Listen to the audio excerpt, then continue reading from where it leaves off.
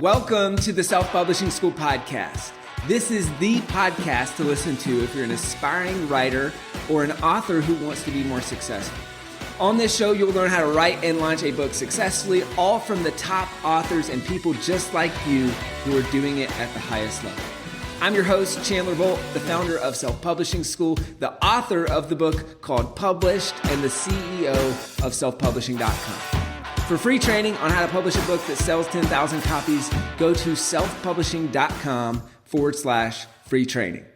Bolt here, and joining me today is David Allen. Now, if you never heard of David Allen, he's the productivity guru. He's been around for a long time, and his best-selling book, Getting Things Done, many people refer to it as the productivity Bible. It is the book on productivity, and it's the book on getting things done. Now, he's got 35 years of experience as a management consultant and executive coach, and that's earned him the title of personal productivity guru. And I'm just really excited to chat with David today about the getting things done approach to finishing your book or to writing your book. So, David, so great to have you with us. Chandler, delighted to be here. Thanks for inviting me. Sure. Awesome. Well, for starters, I want to go back to the beginning when you wrote your first book, and what made you interested in writing a book in the first place, and why did you decide to write that first book?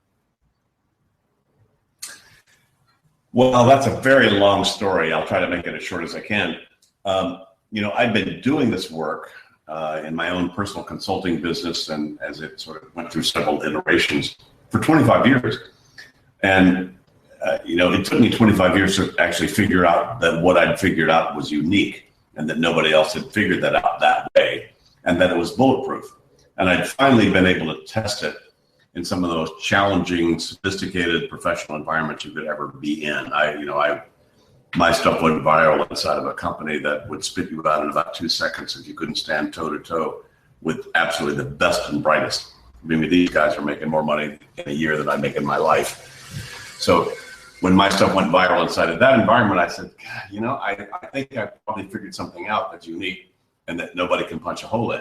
So I wasn't a big ta-da, let me just write a book and then figure out, and then make that happen. I said, okay, I probably need to write the manual. At the same time, I sort of reconstructed my small little company, bought out a couple of partners, and said, I've been the major flag bearer of this stuff. I need to put my name on the masthead and then figure out what the hell I'm going to do with this that I've sort of figured out now. And so what I did, I scheduled a day and paid for some very good friends of mine that were pretty sophisticated business people to come together as an advisory group for a day and just basically challenge me and throw me around.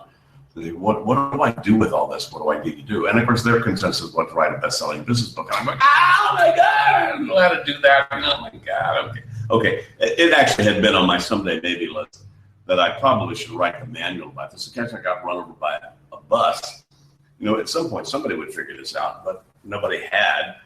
And there was always much more complexity, more implications and applications and subtleties of this work that I was doing that I never had time to share with anybody. So I wanted to just get that all out of my head, get it into a manual. So again, in case I got run over by a bus, it would be out there. At least I have the manual.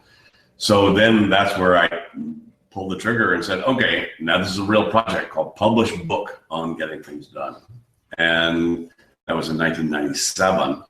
And in 2001, I got on the shelf. So it was a 4-year agonizing process to essentially get my life's work out of my head, get it into a manual and put it into a published book form.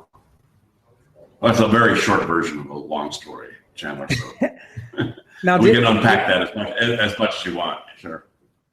When you first decided to do the book, what was the original intent? Was it just, hey, I'll get this out of my head, and like you said, in case I get run over by a bus? Did you ever see it leading into all of these other things and really being a huge tool for growing? Had no idea. My main thing was to get rid of the pressure inside of me to get this out of my psyche and into a manual that was externalized, that then, and hopefully, because I didn't know, I had no idea whether I could put me into a book. I knew that I could inspire people. I could get people, because I've done this for 25 years. I knew that I could get people turned on to this stuff, but I had no idea whether I could actually get this information into some sort of sequential or some sort of cognitively, sort of organized format that somebody could get, that without me being there. So that was a big experiment. But I said, look, I got to just get it out of my head anyway and just see what happens. So I had I had high anticipation and no expectation about what would happen. Because it was a pretty noisy game even back then. It was pretty noisy about time management, personal productivity, and organization stuff. I mean, it was like, who knew whether this would stick, whether anybody would recognize what I'd written, whether even what I'd written could produce, the value. So it was pretty big risk, pretty big undertaking to just say, but I figured I needed to do it and just see what would happen. Do you think having those lower expectations actually helped you get through the process? Well, yeah. I mean, if you're trying to write a book because that's how you're going to make your living and pay your rent, that's a different game. I didn't need to do that. I had my own career. I had my own business and my own work that was, supporting my lifestyle at the time anyway. So I didn't do this for a money-making event. Ultimately, I said, if I'm trying to scale what I'm doing, getting this into a book, especially if the book got popular or got, in some way, some sort of a global traction, I said, well, that'd be really cool. That would help me do sort of the vision of this work, which was to transmit or translate this or make it available anyway to the rest of the world. I knew by that point that this was global stuff. There were no cultural barriers, there was no gender barriers, there's no industry barriers to what I'd figured out and the methodology. So writing the manual for it was, just kind of the next thing to do. So didn't know what would show up, but just had an intuition that was the thing to do. Now take us through your process for writing the book. I mean, anytime you're writing your first book, it can be challenging and difficult. So what was that like when you wrote your first book, and take us through the process of kind of how you did it? Yeah. First thing I did was surf the web called How Do You Write a Book? How do you sell a book? Right. So I did a lot of just, sort of cruising around and research about, okay, what is the process of writing a book? So I think I discovered back at that time, this was 96, 97, I discovered there were 2 or 3 books out there about how do you write a book proposal? How do you sell a book? Whatever, because, if you want to get a book out there were lots of options. Even back then, you had the options of self-publishing, you had the options of doing other stuff. So it's like, where do you start? Do you get an agent, or do you go right to a publisher and an editor that or what? What? So there was that, and then the basic, admonition of all these people was write your own business plan for the book. If a publisher's going to publish your book, if you're not going to self-publish, then you better have a good reason for them to do it. How will they make money doing this? So what's your market? What's unique about your message? Who are you going to? Give me an example of what you think is unique. Why you think this spin is going to help right now and be attractive to people? Come on, publishers aren't in this for pro bono. They need to know, is this going to be useful to them? So writing a business plan for the book, man, that was one of the most agonizing and probably one of the most productive things I ever did. And that's the first thing. Anybody. First thing I did. Well, the first thing I did was research all that and say, okay, I guess I need to now sort of write a plan about this. At the same time, in sort of parallel, I had a couple of friends and people and associates that I knew in my network who were in the publishing business. So I also tapped them. What do I do? Do I go right to whatever? And bottom line was, and I made some mistakes, because I knew some editors directly, I knew some people in the publishing business directly. I sort of sent them an idea of the book or whatever. Shouldn't have done that, but that's okay. Live and learn. At some point, I met a guy. He happened to be the head of the adult book division for Houghton Mifflin in Boston, And he was a little skeptical about whether I could even put myself in a book.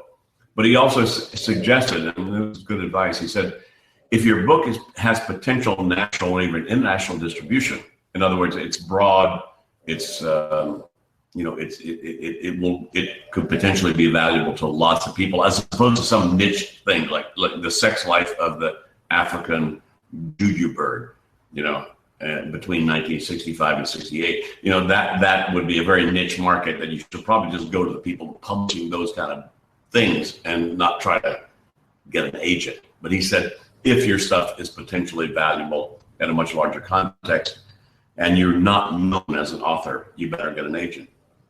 And he said, by the way, she's my next door neighbor. She's somebody who loves to agent for people that writing is not their day job. So he turned me on to her, and she's still my agent.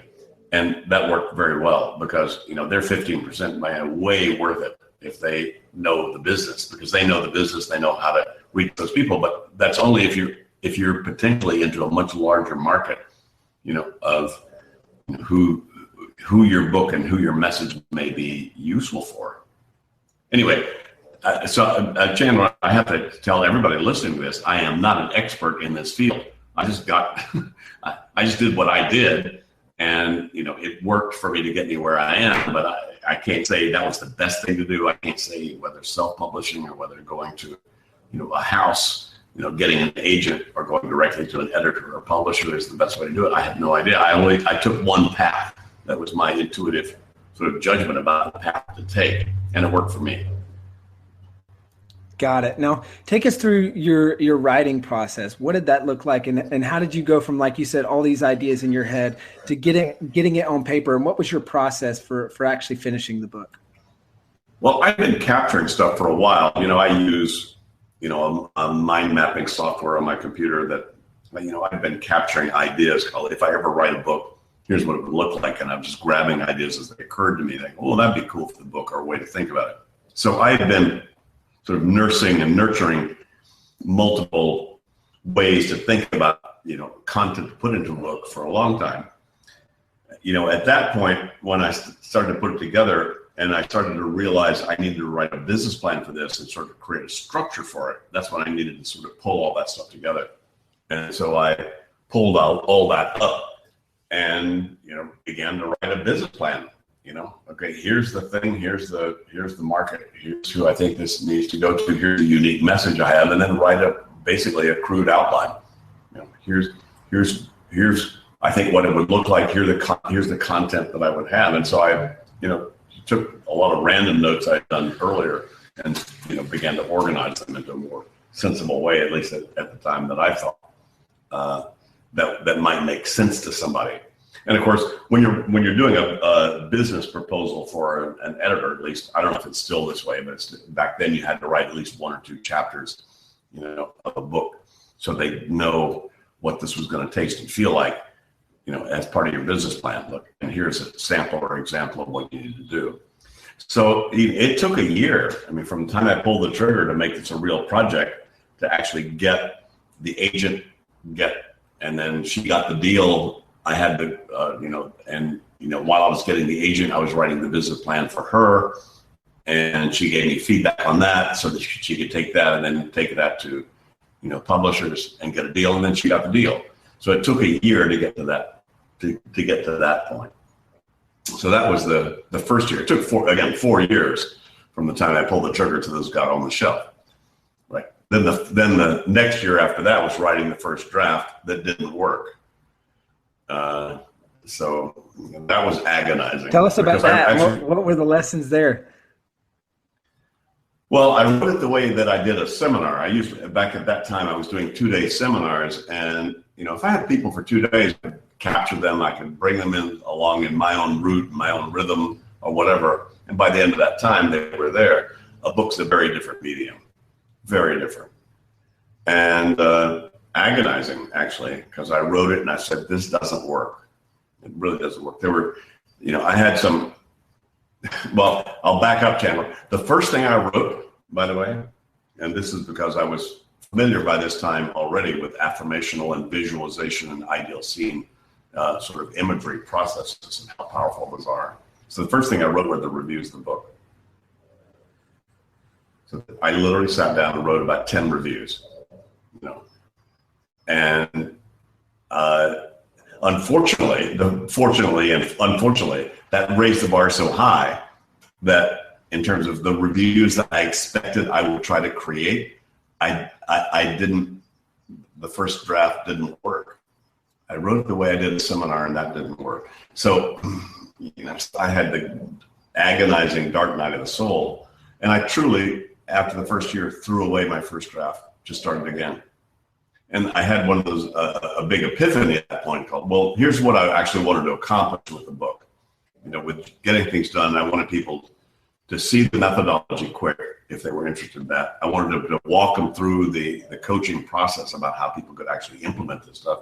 And I also wanted them to indicate oh, by the way, here's the subtle, sublime stuff that happens when you start to implement this. And I tried to put all that in a linear form, and it didn't work. So my big aha was write it in 3 parts. So getting things done got written in 3 parts. First part was, here's the methodology. Here's, if you want the blueprint, here it is. And by the way, if you want to implement the blueprint, part 2, let me walk you through the step-by-step about that. And then part 3 was, oh, by the way, if you want to know how cool this could be for you and your organization or for a whole culture to implement these methodologies. So I wrote it in 3 parts, and that was the big aha, and that took the next year. So it took me the first year to write the first draft. That didn't work. The second year, I wrote the second draft that worked.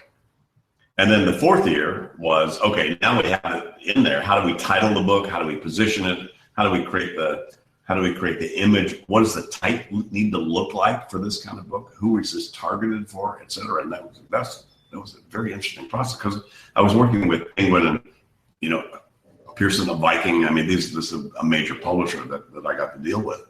So, and these were smart people. I had a fabulous editor who was a great coach about, how to take this material and put it into a book format, which is very different than a live training format. Anyway, long answer to your short question, but that was the story.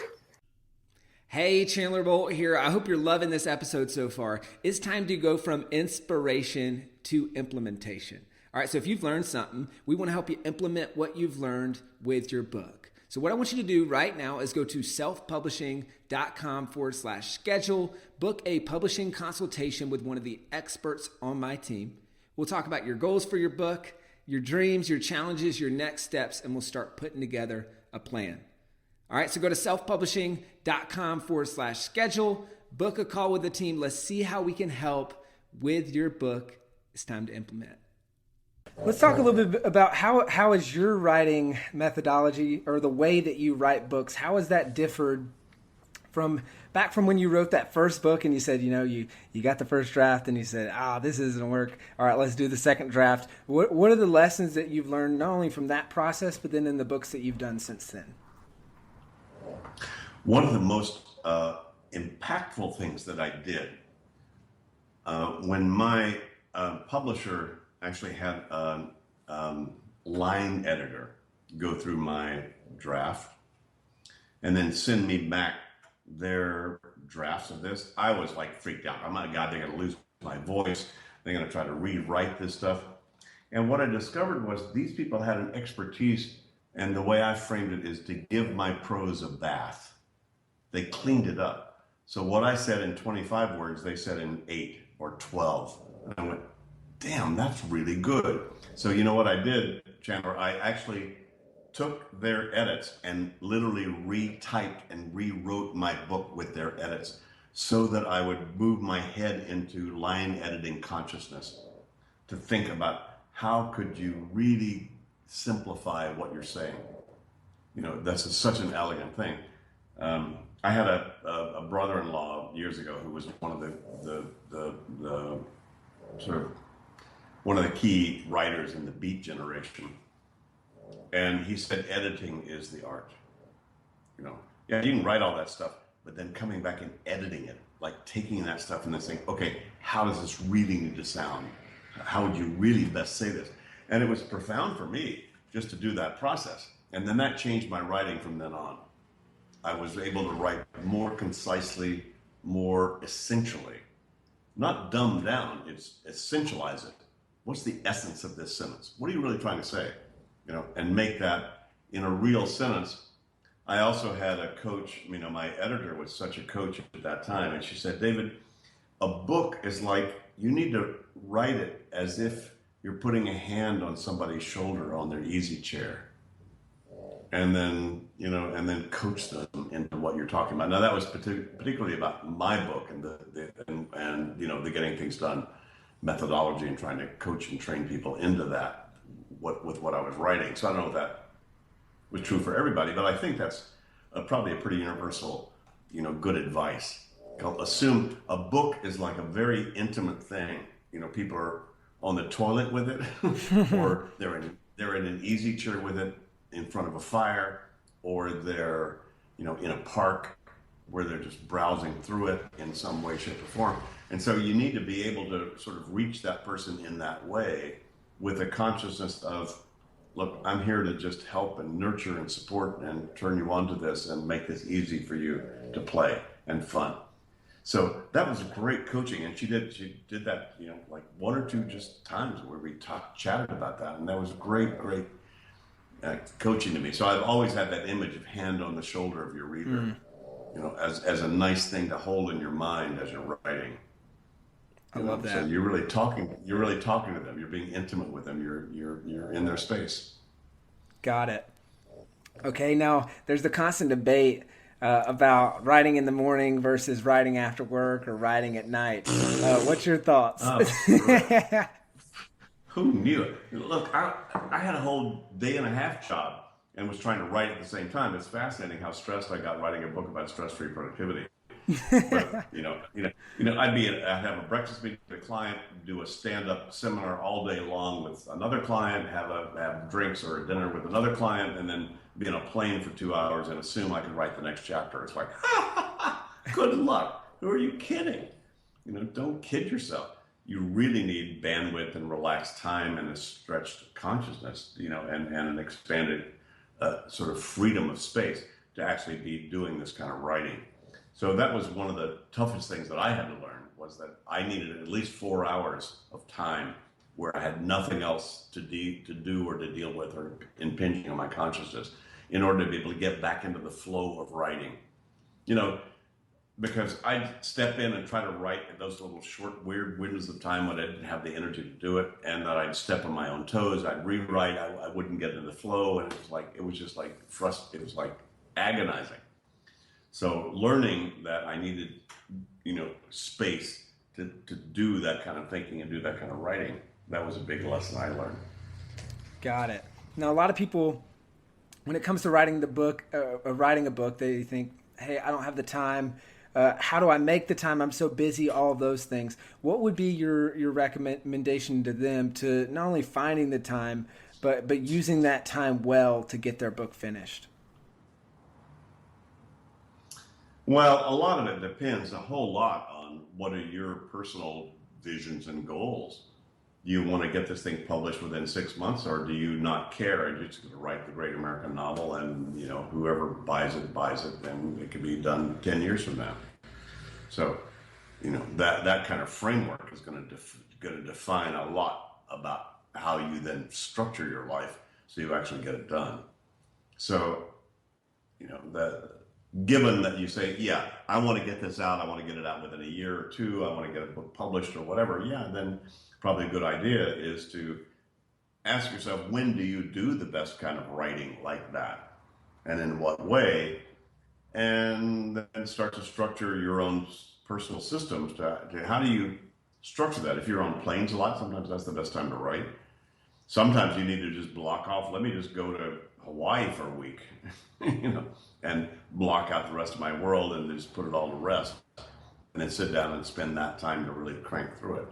So I think that's an intuitive judgment about how do you think you think best, in terms of that. But you do need some blocked periods of time, and you need to be able to have freedom in your own consciousness and not be distracted by those stuff. So whether that's, rent a villa, in Tuscany, to write the book, or Whether it's make sure when I'm on the plane, I shut everything else down and I handle all my emails and everything else. So I've got 2 hours on the plane from, I don't know, San Diego to Seattle, and that's when I'm going to, sit down and draft the next chapter. I've done all of that. So,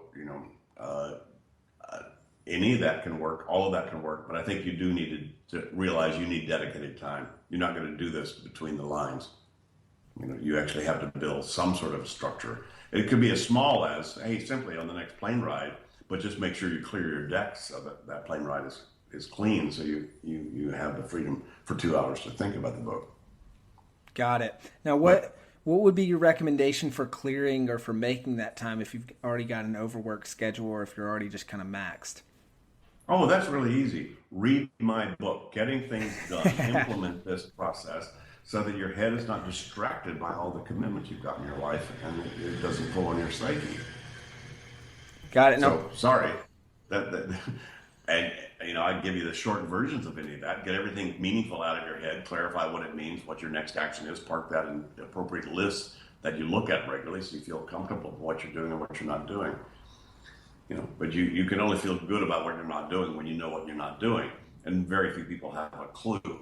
So, yeah, you need to implement the methodology about getting clear about what you're not doing and what the inventory of all your work and all your commitments at all different levels look like, and get them out of your head and stick that out in front of you. Then you can, when you make a clear choice, hey, I'm going to take 2 hours on the plane and write the next chapter. That's a lot easier to do. Because your mind's a lot more clear. Of course. Got it. Now, what would be your top 3 productivity tips for writing and for someone in the writing process of writing their first book and of getting it done? First of all, you need someplace to capture every single idea, little, big, personal, professional, not good, bad, who knows, any idea that might be relevant to your topic. You need a way to capture that and park it somewhere so you don't have to rethink that again. So if you mind mapping, those are great ways to do that. There's software out there that lets you do that. If you just create just a Word doc, and just start capturing ideas, about stuff. Just don't lose any of those ideas. You don't know what gold there is in those ideas yet. Right? And you won't know that until you start to reframe this thing and start to pull it all together. So don't lose any raw data about that may be potentially relevant to the book. So whatever you need to do that, keep a pen, here's mine, pen and paper, notebook with me in my back pocket, wherever I go, right? So God knows, where lightning is going to strike in terms of a good idea. So you need to make sure you don't lose any of those. So you need to have a process to make sure that you've got a trusted capture system for random and raw ideas that might be relevant. That's my first suggestion, and probably the most important. And then, what would be the next thing? Well, the next thing would be to say, then start an outline, whether it's a Word doc or some sort of outlining program or something. Go ahead and start to create a blueprint, as rough as it may be, about what this topic is and what are the key elements, the key components of this, as you might want to see it. And again, don't beat yourself up if it's not perfect. As a matter of fact, you don't want perfection. You just want, a rough draft. Best advice about writing a book is write a shitty first draft. You need to get going. You need to get stuff out of your head, get it out there. So a raw capture and then a raw blueprint of where this might go, and start your thinking about it. And the third thing would be to build quality time to then take all of that data, both your raw data and your blueprint, and think through it and see where it goes. And follow your, just follow the juice as it starts to show up. Got it. Those are some great tips. I love those. Did you learn some good lessons from when you finished getting things done?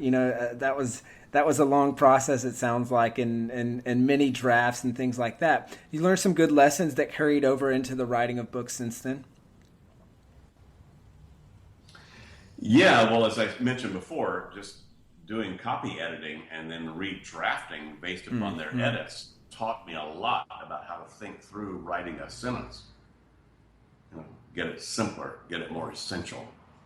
get as few words as you can to talk about what you really want to say with that. So that's probably the biggest thing. I don't know that there's any bigger thing than that. That's such a huge thing about how to write. Editing is the art. Really.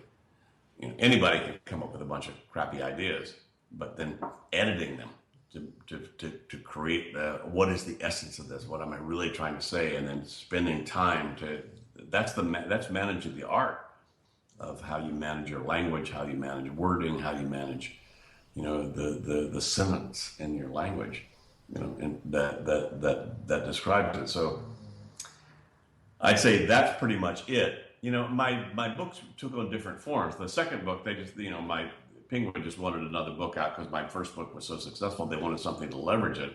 And so I just took a whole bunch of blogs and essays I'd written on the web and I actually hired they hired for me a ghost editor that then I just threw, 150 essays I'd written, and they said, make sense out of any of this. And so they were very helpful to come back with some crude ideas or whatever, and then he and I worked together, elegantly to sort of craft, a compilation of my essays. But there was an overall framework that was nice, and that took some thought to come up with. So that was a very different kind of book. Didn't take the horsepower that it did the first one because I'd already written all the stuff. It was just how to compile it and how to curate it, essentially, in some other format, more elegant format. And that was fun because that led me Ready for Anything was my second book. And the people who really read that go, oh my God, this is really the coolest thing. Because that was my more fun, relaxed kind of, oh, by the way, kind of a way to write about all this stuff and that I was doing. So that was fun.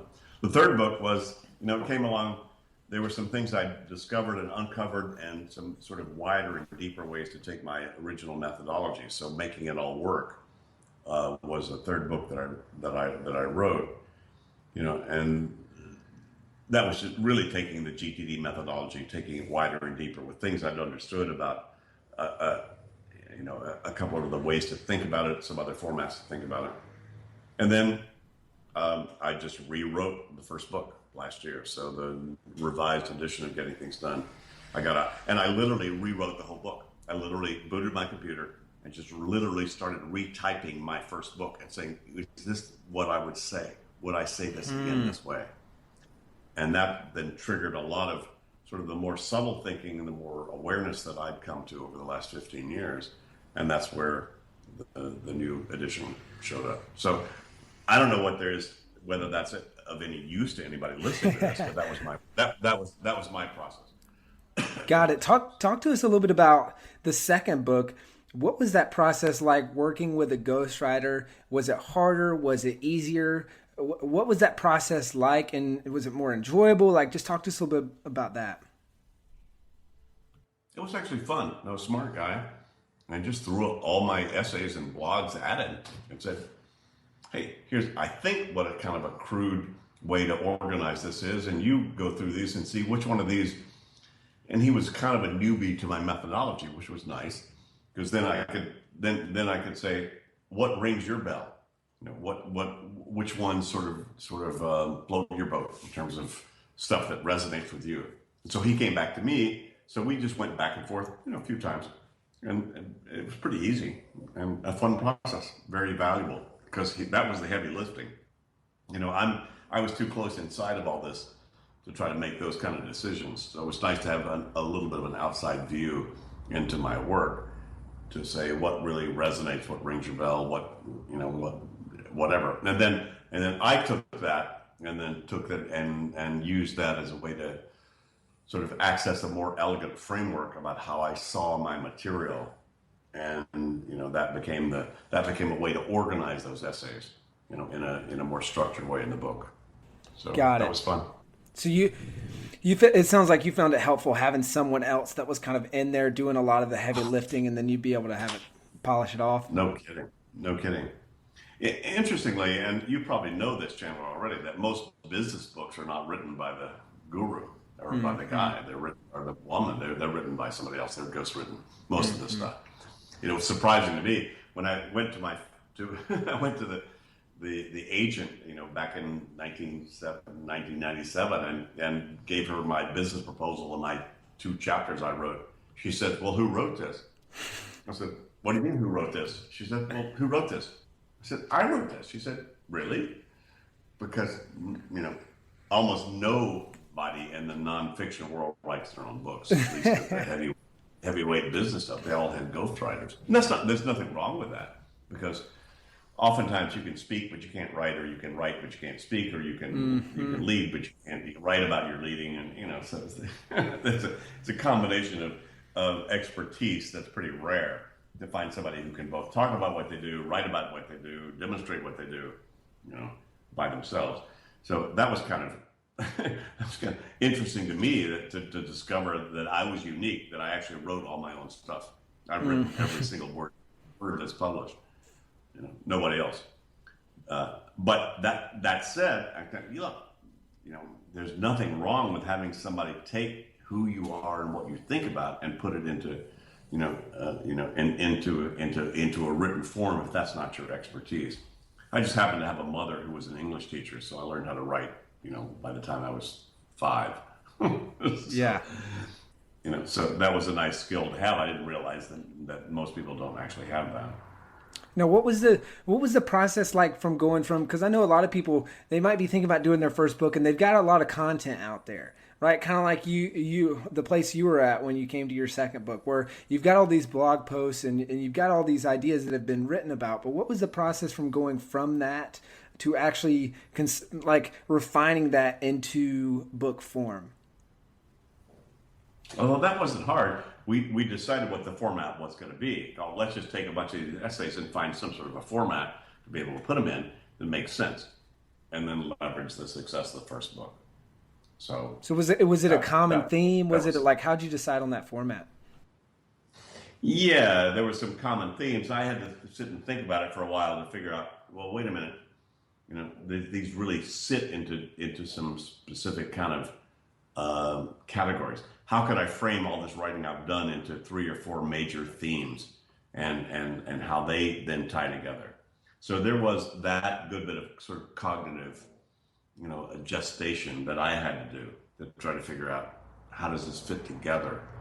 What's the common threads here? So that there was a start and finish to it. Although that book was written, the nice thing about it was you could just pick it up and flip to a page and read one. And, they basically were chapters of, 1 or 2 pages apiece, and they were standalone events. So you could enjoy it on the John, you could enjoy it, just on the train, you could enjoy it wherever, and you didn't have to follow through with something. I mean, getting things done, my first book was a whole friggin' manual about how to implement this in your whole life. I mean, most people get overwhelmed when they see that first book, because I just threw it all in there, because I didn't want to hold anything back on it. And I said, look, this is a holistic model. You really need to sort of understand this whole game. So it was kind of fun to do the second book, because I could relax and say, well, I've already done it in the first book. I wrote the manual. Now let's just play. Let's just surf around and see some of the fun about this stuff from a different perspective. Got it.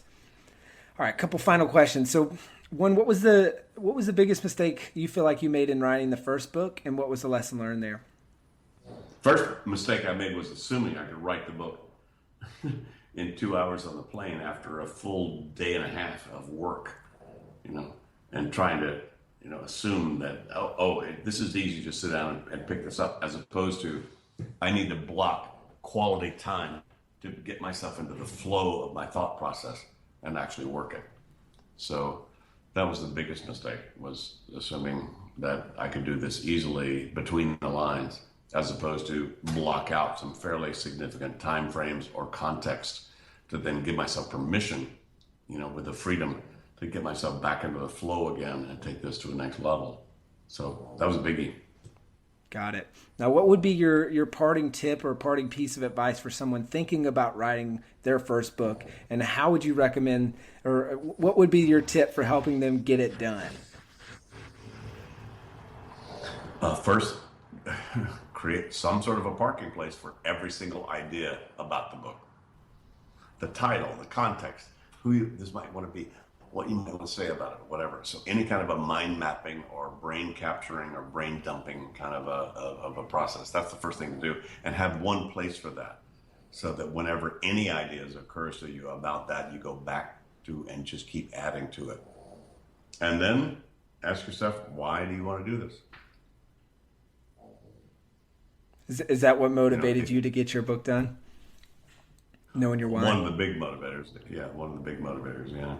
And so, what's the purpose of this? And to me, it was to unload my brain of everything I'd learned in 25 years of my career, and to put it in a manual in case I truly, fell over dead the next day. I wanted to make sure I had everything I'd learned put into as best a form I could, so that somebody could pick it up and pick it up from there. Got it. Well, David, thank you so much for coming on with us, for sharing your journey from not only writing the legendary book, right, the book that just rocked the world, but then also the lessons learned from that, from your next book, and just sharing your story with us. Just before we go, where can people find out more about you, and where can people go to either check out the book or see what's going on in your world? Hey, my books, the new edition's available wherever books are sold. So Getting Things Done, The Art of Stress-Free Productivity, the new edition. So go find that. And gettingthingsdone.com, our website. So you can go there and see we do coaching, training programs. We're franchising our training around the world. So we've got programs going on lots of places where people can dig into this at whatever level they want to. Awesome. Well, David, thank you so much. Chandler, my pleasure. Thanks. Thank you so much for watching or listening to this episode of the Self-Publishing School podcast. I know there's so many places that you can be spending your time. There's other podcasts that you could be listening to, YouTube channels that you could be watching. So thank you so much. It means the world. Now, I want you to do 3 things right now if you found this episode helpful. All right, number 1, I don't know if you know this, but we've got a YouTube channel. It's a companion channel to this podcast. All the video versions of the episode are on the YouTube channel. So number 1, subscribe to the YouTube channel. Number 2, if you're listening to this podcast wherever, whether this is Spotify, Apple Podcasts, number 2, I want you to subscribe to this podcast right now so you don't miss a future episode. And then number 3, this is probably the most important, leave a review on the podcast. All right, reviews are super important and help the podcast get discovered by other people. So number 3, leave a review on the podcast. Thank you so much. I'll see you in the next episode. If you're on the fence about scheduling a publishing consultation call with my team, maybe you're not quite ready for that, I've got some free training that I think will be really helpful for you. All right, all you have to do is go to register to sign up. Go to selfpublishing.com/free training. When you do, you're also going to get a free digital copy of my new book published. And on that training, you're going to learn the next steps, so how to implement with your book. So how to write, how to publish, how to launch successfully. So go to register right now at selfpublishing.com/free training. I'll see you there.